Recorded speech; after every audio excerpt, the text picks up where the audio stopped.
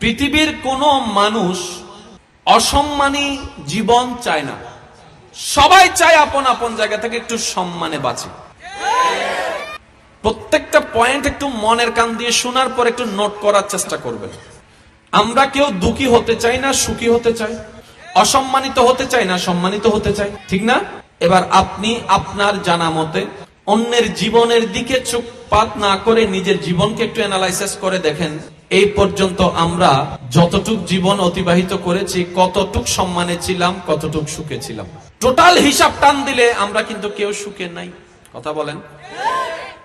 কিন্তু এই পর্যন্ত যারা যেটাই করছি, সুখ পাওয়ার আশাই করেছি। কথা বলতে হবে, কথা বলতে হবে।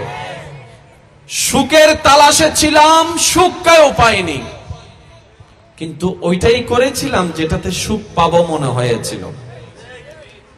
অনেকে তো সুখ পাওয়ার জন্য প্রেম জগতেও ডুব দেয়, নির্দিষ্ট সময়ের পরে সেকা খাইয়া বাঁকা হইয়া যায়। আছে না, আছে না? মনোযোগ দিবেন। নিজে বাঁচলে বাপের নাম, এই একটা কথা। নিজের ভালো পাগলও বুঝে, এই দুইটা কথা চট্টগ্রামের সবচেয়ে বড় প্রচলিত কথা। নিজে বাঁচলে বাপের নাম, নিজের ভালো পাগলও বুঝে, এই দুইটা কথায় কেউ কখনো বিরোধিতা করতে পারবে না। এবার নিজের জীবনকে অ্যানালাইসিস করে দেখেন, আপ টু বটম, ডাইনে টু বামে, সব দিকে আমরা সুখের আশাই করেছি, দুঃখটাই পেয়েছি। সম্মানের আশাই করেছি, অসম্মানটাই পেয়েছি। লাভের আশা করেছি, লসটাই পেয়েছি। টোটাল জীবনের অঙ্ক টান দিলে সবাই, পরকালের হিসাব বাতিল দিলাম, দুনিয়াতে আমরা সবাই কিন্তু বাপ দেখাই, সবাই আমরা হিরো। বাস্তবতা এটা। বউ কথা শুনে না, সমাজের সামনে বললো তো নাক কাটা। আপনি যদি, আমি শুধু এতটুকু বুঝাতে চাচ্ছি, আমাদের জীবনটা একদম সীমিত, অর্ধেক হায়াত কিন্তু শেষ। এক সময় মানুষ 60, 65, 70 বছর অতিবাহিত হওয়ার পর মৃত্যু হতো। ইদানিং কালে দেখা যায় 40, 45 সবাই চলে যাচ্ছে। আল্লাহর ওয়াস্তে সবার কাছে আমার অনুরোধ, যা গিয়েছে তো তা গিয়েছে, আর ফিরে আনার সুযোগ নেই। অন্তত আপনার হাতে যতটুকু বাকি সময় সামনে আছে, এটাকে একটু কাজে লাগাতে পারেন কিনা দেখেন না। জীবন একটু ব্রেক লাগান না।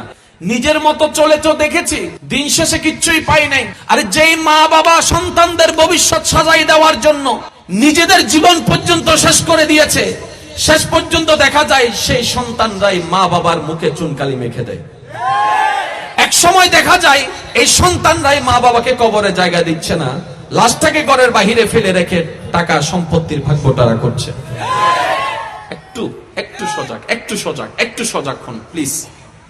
জীবনের গাড়িতে একটু ব্রেক লাগান, আপনি পারবেন। আপনার কাছে যতটুকু কঠিন মনে হচ্ছে, বিষয়টা তত কঠিন নয়। পারবেন, আপনি পারবেন। শুধু পারার জন্য কৌশলটা জানা থাকা লাগবে। সুবহানাল্লাহ বলেন, আরেকটু জোরে বলেন, আরেকটু জোরে বলেন।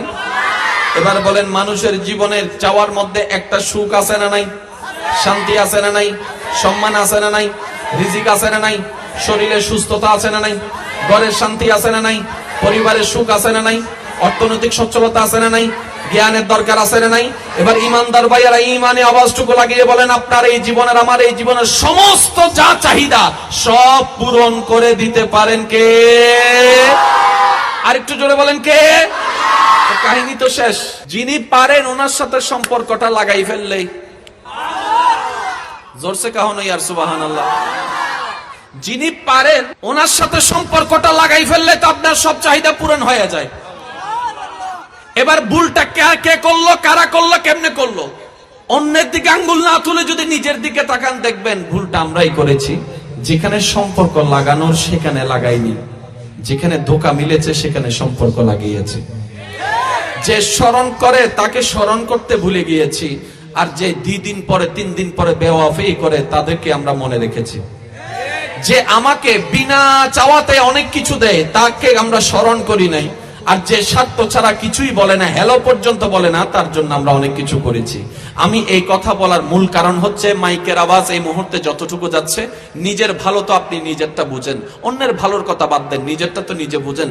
যদি নিজেরটা নিজে বুঝে থাকেন তাহলে একটাই কথা বলবো, রবের সাথে অন্তর থেকে মহাব্বতের সম্পর্ক জোড়া লাগানো ছাড়া দ্বিতীয় কোনো উপায় কোনো বুদ্ধিমানের জন্য নাই।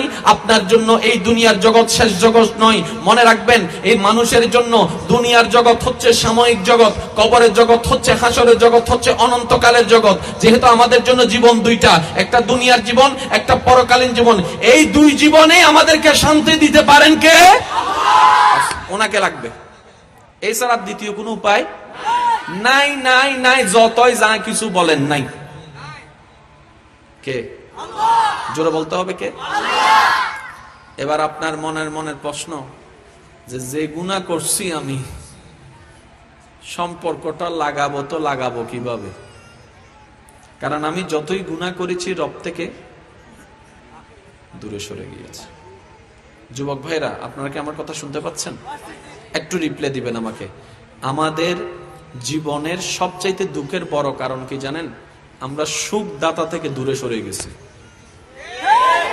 পয়েন্ট একটু বুঝবেন। আমাদের জীবনের সবচাইতে অশান্তির মূল কারণ হচ্ছে আমরা সুখদাতা থেকে অনেক দূরে সরে গেছি।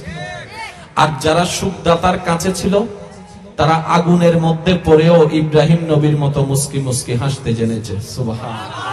যারা সুখদাতার কাছে ছিল তারা আইয়ুব নবীর মতো সারা শরীরের রোগ নিয়ে মুস্কি মুস্কি হাসি মুখের মধ্যে রেখেছে। যারা সুখদাতার কাছে ছিল তারা নূহ আলাইহিস সালামের জীবনী থেকে পাওয়া যায়, প্লাবনের মধ্য থেকেও চিন্তা মুক্ত থেকেছে। যারা সুখদাতার কাছে ছিল তারা ইমাম হুসাইন কারবালার ময়দানের মধ্যে প্রশান্তি নিয়ে নামাজ আদায় করতে দাঁড়িয়ে গিয়েছে।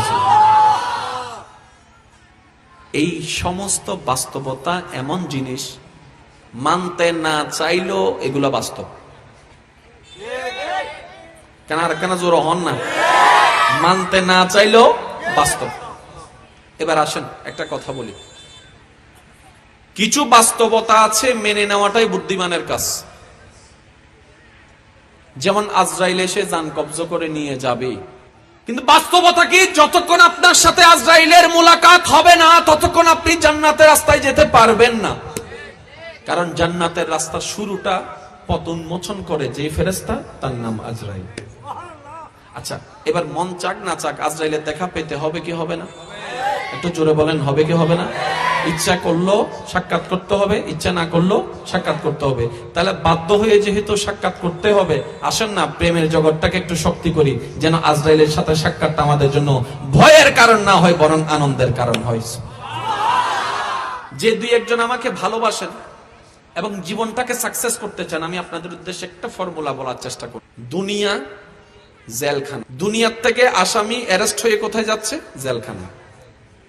এখন জেলখানায় যে আছে তার জন্য আনন্দ কি? ইস, আমি যদি জেলখানার থেকে ছাড়া পেয়ে যাই, মহা আনন্দ। আমি যদি যেদিন জেলখানা থেকে মুক্তি পাবো, এদিনই আমার জন্য সবচেয়ে বড় আনন্দ। কারণ এই জেলখানার বন্দি জীবন আর আমার কাছে ভালো। তাহলে দুনিয়ার কাছে একটা ঘর হচ্ছে জেলখানা। এই জেলখানা থেকে মুক্তিটা যেমন আনন্দদায়ক, রাসূল বলছেন এই দুনিয়া হচ্ছে মুমিনদের জন্য জেলখানা। পয়েন্টটা বুঝবেন, রাসূলের হাদিস। রাসূল বলছেন এই দুনিয়া হচ্ছে আমার মুমিন উম্মতের জন্য জেলখানা। তো জেলখানা থেকে মুক্তি হওয়া তো আনন্দের বিষয়। তো দুনিয়ার থেকে মুক্তি হয়ে কোথায় যায়? বলে যে পরকালে।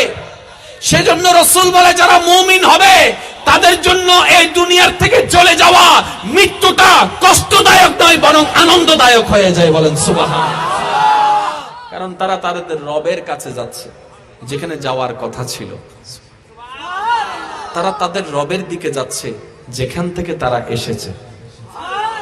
আজকে একটা কথা মনে রাখবেন, ইসলামকে যদি আমরা বুঝার মতো বুঝতে পারি, নেওয়ার মতো নিতে জানি, মানার মতো মানতে পারি, পরকালীন লাভ